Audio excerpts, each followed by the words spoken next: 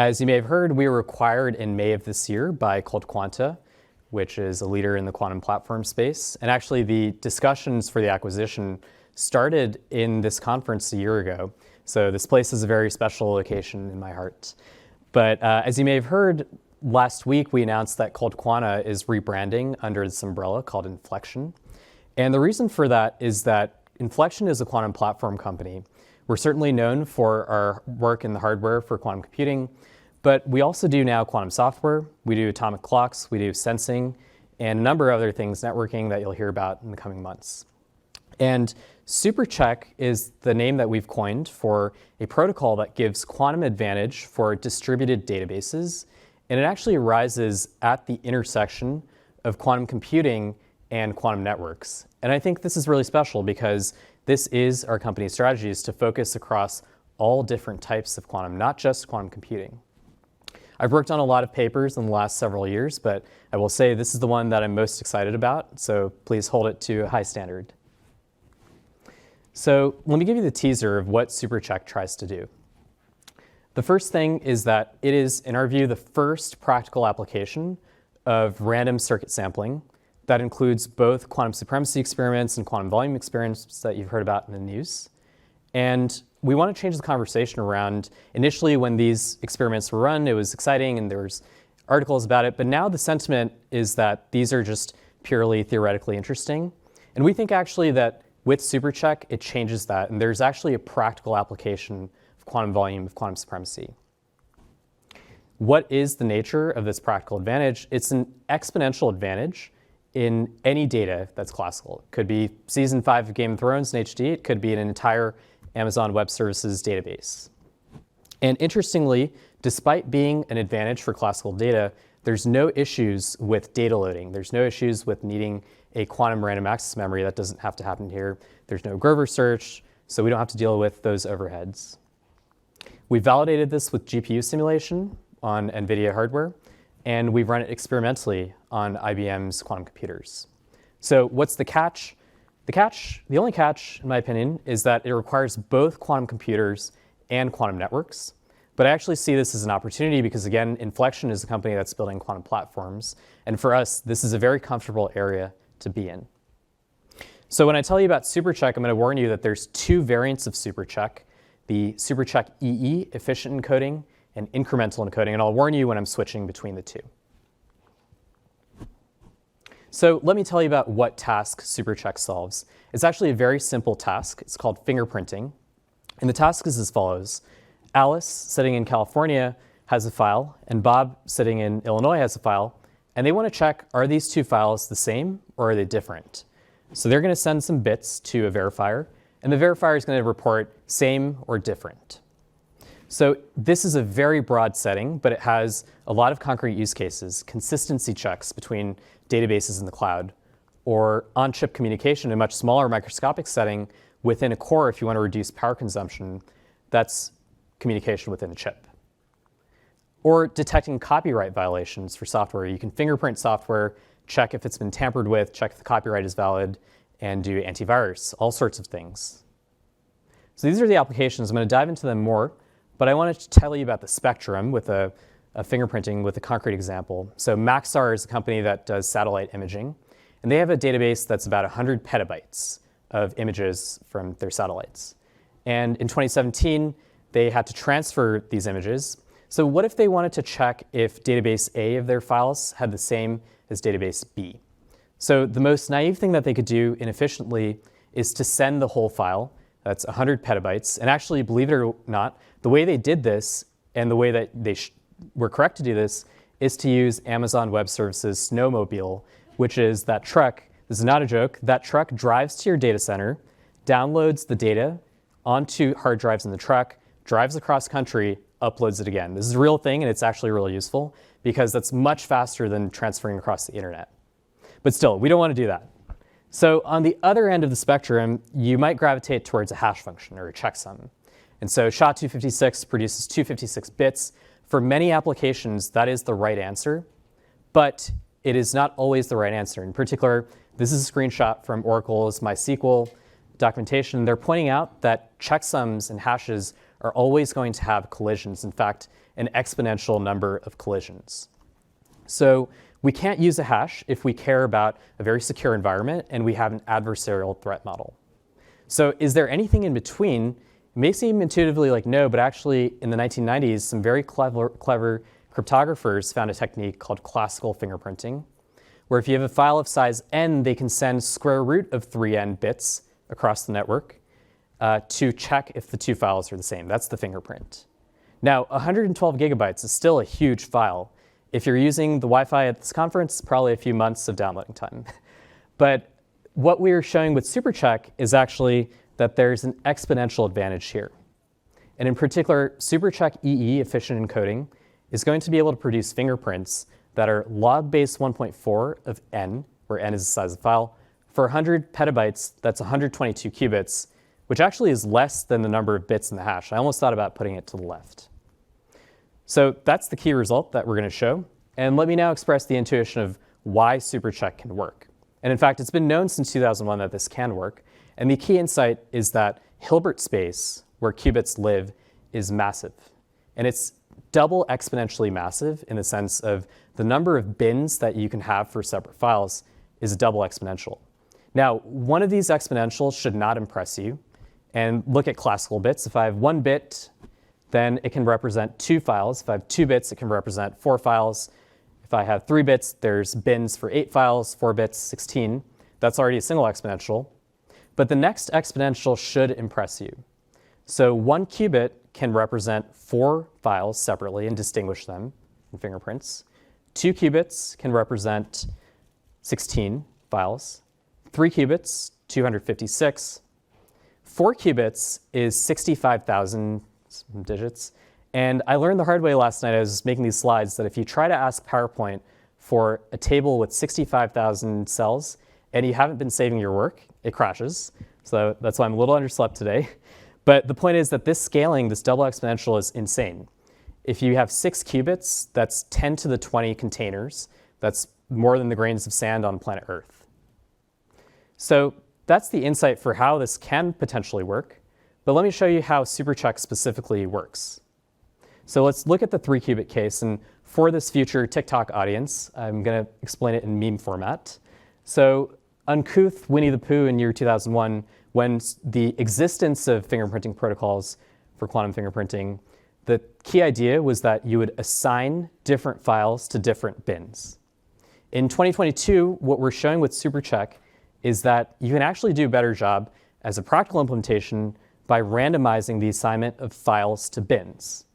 And let me show an example. So 2001, when this is first proved as an existence protocol, the idea was that your first file would go in this column and row, second file, third file, fourth file, and eventually you can fit 256 different files as fingerprints into 3 qubits. What we're showing now in 2022 with SupercheQ EE is that you can actually take a randomized approach. Your first file can go here, second file somewhere else randomly, third, fourth, and so forth. And you can wonder, how long can we do this until we have a collision? A collision would be bad. That means 2 files that are different have the same fingerprint. That would break all this. And the answer, if you're familiar with the birthday paradox, is that you take the square root of the number of bins. And in some sense, that's worse than the 2001 protocol. But notice that this is a square root disadvantage versus an exponential advantage. That's still an exponential advantage. The square root doesn't matter in light of an exponential advantage. And then why do we pick randomness? So the reason is that it's much more experimentally tractable and tenable to get random quantum circuits and random quantum states to sample from. So there's 3 ways you can do this that we show in the paper. The first is Haar random sampling. That's just fancy physics speak for true randomness, trying to get different corners of Hilbert space absolutely randomly. This is what gives you the exponential advantage, and it takes a circuit that has cost that's polynomial in the size of your file, which is reasonable. But we want to do better. We want even lower circuit depth. And so the key theoretical advance of SupercheQ is a fancy word called an approximate unitary t-design. It's essentially, you can think of it as pseudo-randomness in quantum space. And what we showed is that we can get an arbitrary polynomial advantage in the encoding by leaning on these approximate unitary t-designs, thanks to recent works from Aram Harrow, Fernando Brandao, et cetera. And in particular, if you want a 10th degree polynomial, if you want a 20th degree polynomial, there's a very graceful scaling of what encoding advantage you get and how much circuit complexity you need. And then finally, this was all the theory work, but in practice, it does much better than the loose bounds that we have. So the final one we have is a hardware efficient variant, where we simply take the depth that our circuits can run today and see if we have fingerprints that are sufficiently distinguishable for different files. And this, we find, gives excellent empirical advantages at very modest circuit depths. And so to simulate this, we ran on with GPU acceleration. The reason we need some acceleration is that because SupercheQ is so efficient, again, with 6 qubits, you could encode 10 to the 20 files and have them be separate spots in Hilbert space. That means that we both need GPU for producing random state vectors, as well as computing the overlaps, the similarity scores between every pair of fingerprints. And so we used ColdQuanta, the NVIDIA ecosystem, for generating state vectors and matrix multiplication for getting that heat map. So the way to interpret this plot is on the left-hand side, the y-axis is the similarity, the fidelity between different states. In this case, we want lower, we want distinguishability. And the x-axis is the depth of the circuit. And you notice that even at just 5 layers, which is very experimentally tenable, you have basically visually indistinguishability from the Haar-random limit, which is where you have the exponential advantage. But this is with just 5 layers of a quantum circuit. And in this case, this is a 9-qubit simulation looking at several files, 1024, and we're working on producing much bigger simulations too. NVIDIA has been a fantastic partner in this. They recognize that SupercheQ expands the types of applications and data that quantum can address, and we're excited to keep working on their GPUs for this. So you notice we have good results at a depth of 5, which is what motivated us to do this experimentally. So we ran this on IBM quantum hardware through Qiskit runtime on the Algiers 27-qubit chip. And what you're seeing on this plot here, go ahead and ignore the x-axis. It's going to be updated in a second version of this paper. But the orange bars are the overlaps between fingerprints of different files. And the blue bars are self-fingerprints when you compare a file to itself.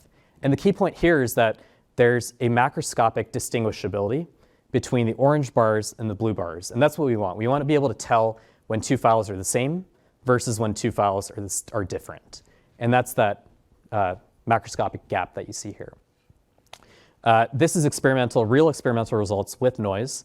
And IBM has also been a fantastic partner. Jay Gambetta, the head of IBM Quantum, gave us this nice little piece pointing out that SupercheQ actually connects the dots from quantum volume to practical applications. So we will continue to work with IBM and other hardware vendors to deploy SupercheQ. Watching time, I'll skip over some of the other experimental details, but they're in the paper. I'm next going to talk about the other protocol that I mentioned. So everything so far was SupercheQ EE, the efficient encoding. But I'm now going to address something called incrementality.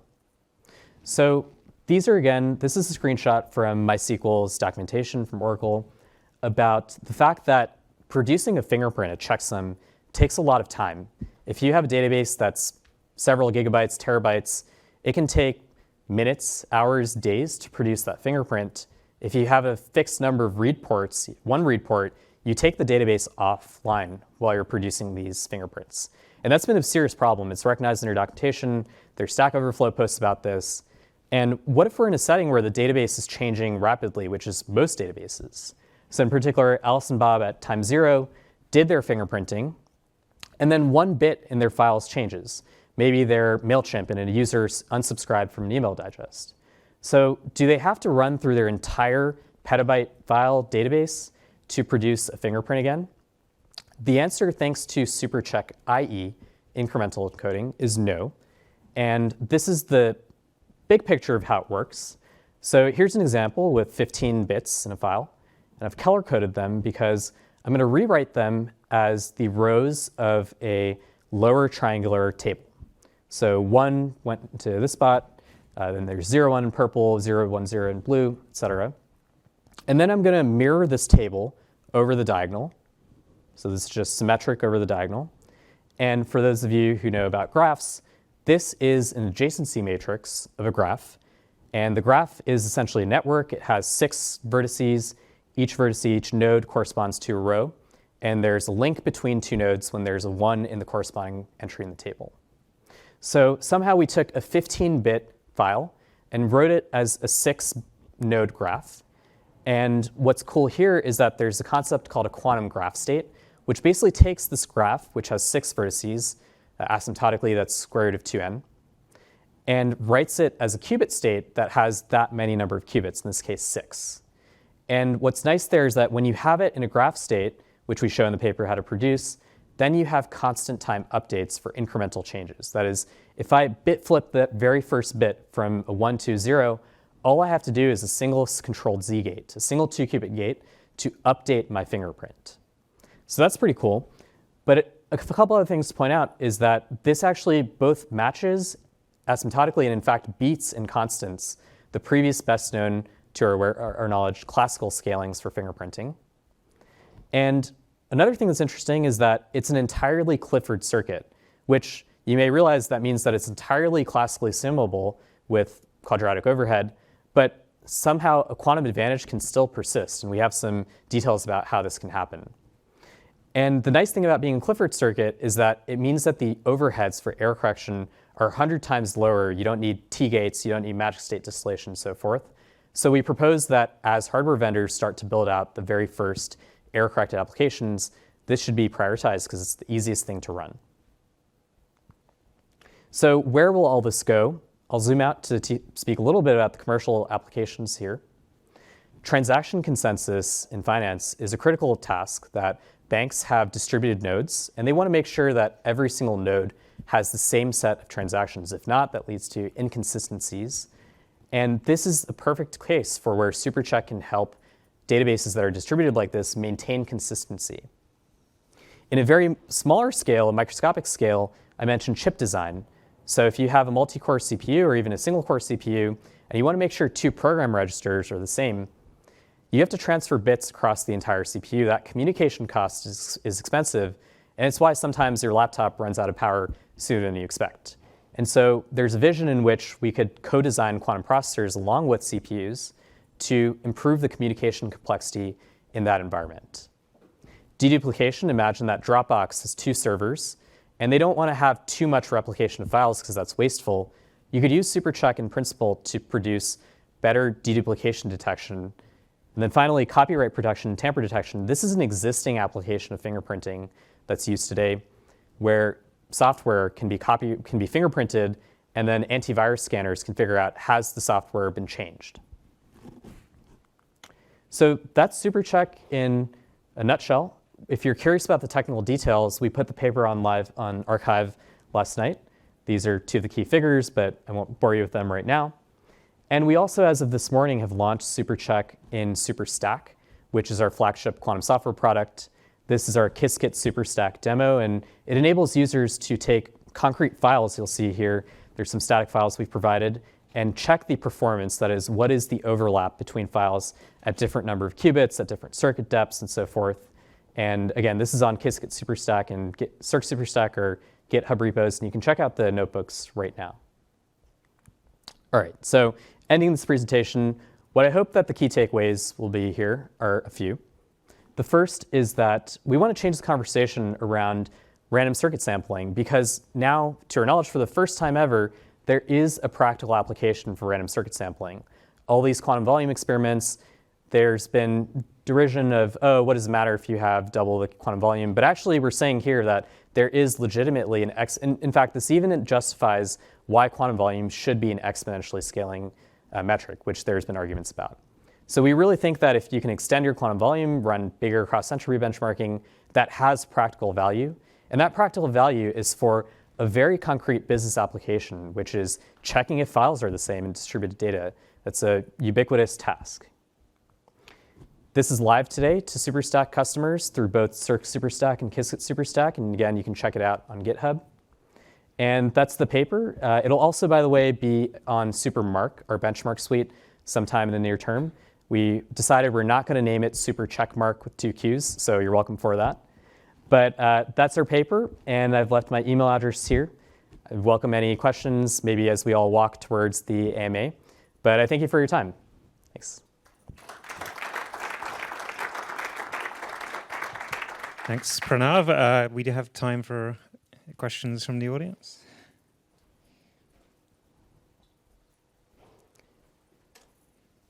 And I'm happy to walk and talk as we move downstairs too.